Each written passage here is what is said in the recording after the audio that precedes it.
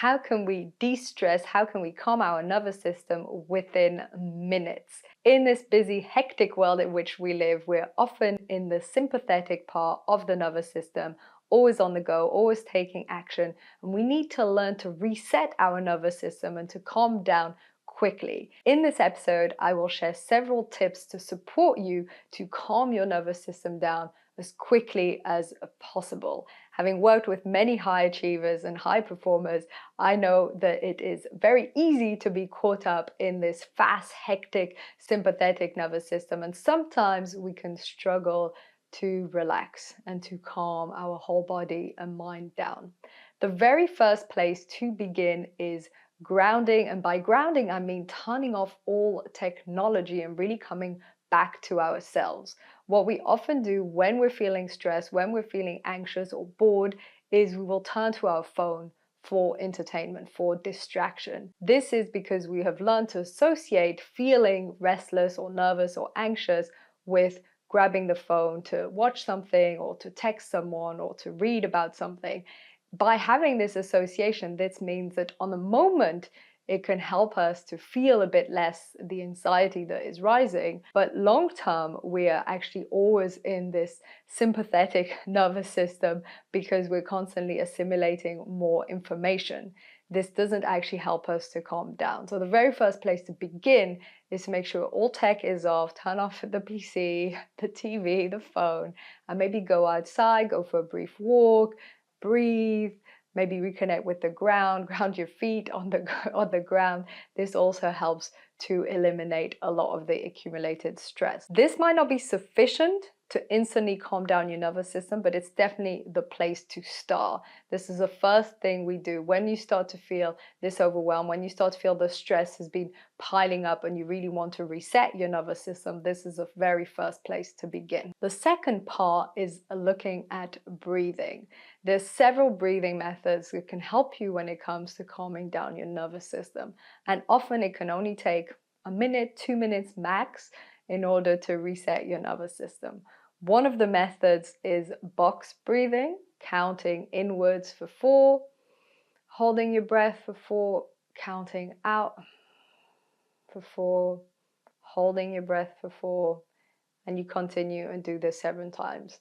And you can visualize a box in your mind as you're doing this. This has helped me countless times before, sometimes speaking engagements or negotiations or in stressful situations, to instantly feel more grounded. And an extra little tip here, if you're feeling particularly anxious or stressed, is maybe exhale slightly longer than the inhale. This really helps to activate the parasympathetic nervous system. So maybe inhale for 4, hold for 4, maybe exhale for 5, hold for 5, and continue. This really calms you down. But 4, 4, 4, 4 also works.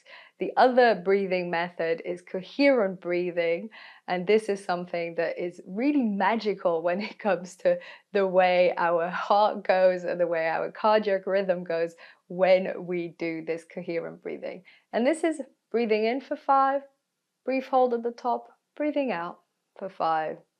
1, 2, 3, 4, 5, hold briefly, 5, 4, 3, 2, 1, hold briefly. This is something I practice all day long, pretty much, as soon as I think about it. Sometimes while I'm walking, sometimes as I'm working, sometimes when I take a brief break, because it helps to even our cardiac rhythm. So instead of it being all incoherent like this, if you look at a graph, for instance, on your watch, if you have a watch tracking your pulse, you will see that if you practice coherent breathing for a while, it really puts everything in harmony. And this has amazing consequences when it comes to the body and your own well-being. So once you've done that grounding, then you've done the breathing, then maybe you can move on to something like sound.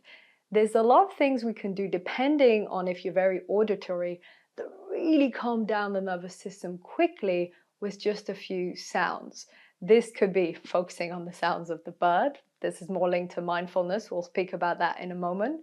But also listening to a hypnosis, a guided hypnosis, because this can guide you into a state of great relaxation, a guided hypnosis, a guided meditation, but also certain musics that are really calming, classical music.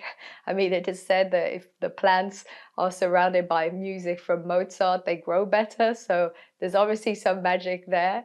It depends how you function. For some people, the breathing works instantly. Some people aren't as receptive when it comes to the breathing, which is a surprise for me because I find it so effective. But some people do really well with these sounds. So I know I said earlier no tech, but obviously if it's tech that you're just listening, if it's just listening to Mozart or Bach or some classical or calming music or hypnosis, then you're not absorbing so much through your senses and through sight. This is really the third tip around sound, and something that we don't often think about when we're feeling stressed. Unless it's something that you're used to doing, you don't necessarily think, let me listen to this self-hypnosis guidance to help me to calm down and de-stress. And this can be highly effective within a few minutes. If you're someone who's highly receptive to sound, it can have a tremendous impact on your well-being. So it's something to take into account. Then is one of my favorite, movement. Movement comes in many different shapes or forms, but if you're feeling stressed, sometimes this all piles up if you're seated all day.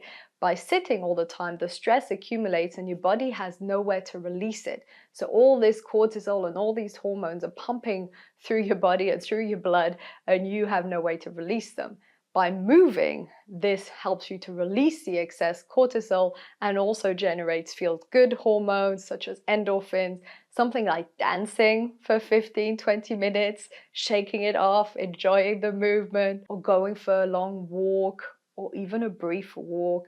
Movement can really help to soothe the nervous system. Probably with breathing, this is one of my go-tos. If I'm feeling stressed, if I'm feeling anxious, I'll get up and go for a walk. Even just briefly a walk around where you're working is better than not doing anything. Going for a walk, moving, absolutely fantastic. And another element when it comes to movement, which is something that isn't really spoken about that much, is shaking. This is something that's very useful if you've just been under extreme stress. If you have a shocking situation, let's say you just witnessed an accident on the street, it's a real shock for the nervous system and for your body, you will want to actually shake this off. And I literally mean shake it off. And this is something animals do when they've just had stressful circumstances. And this is something that as humans, for some reason, we've forgotten that we can do this. And if you remember after a stressful event or stressful circumstance or a very tough conversation to just go maybe hide in the bathroom and shake for a few minutes, this will release all that stress and possibly, depending on the circumstance, it might even prevent a trauma from building. Because trauma is unprocessed emotions. And if you're able to, on the moment, through the body, by shaking it off, to process that emotion, it is possible, but it won't stay as much in your cells and in your body. It will help you to release at least some of it. Now, it depends what the circumstance is, of course, but the likelihood of it being processed and not staying as a trauma is way higher if you shake it off. So this is one of the aspects of movement. Yes, there's dancing, yes, there's going for a walk, but there's also shaking. If it's high stress, even sometimes after a tough day, just shaking your body off. And you might be curious to look up something that's called TRE. A friend of mine is qualified in this as an instructor, and this is learning different movements to help our body to shake naturally. And it's a practice you can do 2-3 times a week that helps your body to release some of the past traumas or some of the current situations that are hard. And it is really using our body's ability to shake. So this is something that is quite specific and I actually find extremely useful, especially under high stress, but also in other circumstances, daily circumstances that occur where you just want to release it and literally shake it off. Moving on to our next tip, which is warmth. And warmth comes in different shapes. And I'm thinking if you've had this hard, stressful day and your mind is going a million miles an hour and you've done the breathing, maybe you've listened to calm music, maybe you've even shaked it off, you've gone for a walk, but still your mind is racing, then warm shower, warm bath if you have one. And some people even talk online, I saw, about weighted blanket. There's something about being warm, holding that warm cup of tea that also releases oxytocin in the body. This overall just helps us to calm down. I'm a big proponent of cold showers in the morning to wake ourselves up, but equally at the end of the day, it's quite nice to have a warm shower just to relax our whole body. This is really useful if you're feeling like you still can't switch off and you just want to calm down. And the last element, and by no stretch is it the least important, it is one of the most important elements, is presence and mindfulness. You've heard me speak probably in other episodes about the importance of meditation, of mindfulness, of being present. What happens when we're stressed and our nervous system is really in full sympathetic mode for too long is often our mind is very busy. Tell me if I'm wrong. Your thoughts are racing a million miles an hour. You can't seem to hit that stop or that pause button. And maybe the breathing has helped and maybe the walk has helped, but still those thoughts are invading your psyche. In that moment, you can use your overactive brain to try and pivot your thinking towards what's present. Asking yourself, what do I see right now? What can I hear right now? What am I feeling right now? This helps you to gradually come back to now and not be so locked up in your own head. What I've realized when I go through stressful periods is I can do an entire walk from A to Z and not see any of it because my mind is racing with a million different thoughts and ideas. When this happens, you are totally not present. You're not within the present moment. You're unaware of your surroundings. And we want to switch this around and instead notice that so much is going on in your mind and bring it back to, what do I feel in my body? What is around me that is really beautiful? What haven't I noticed about this path? If all you can do is remember to go from the busy mind back to the present, to your senses, to what's around you, this will naturally help you to calm down.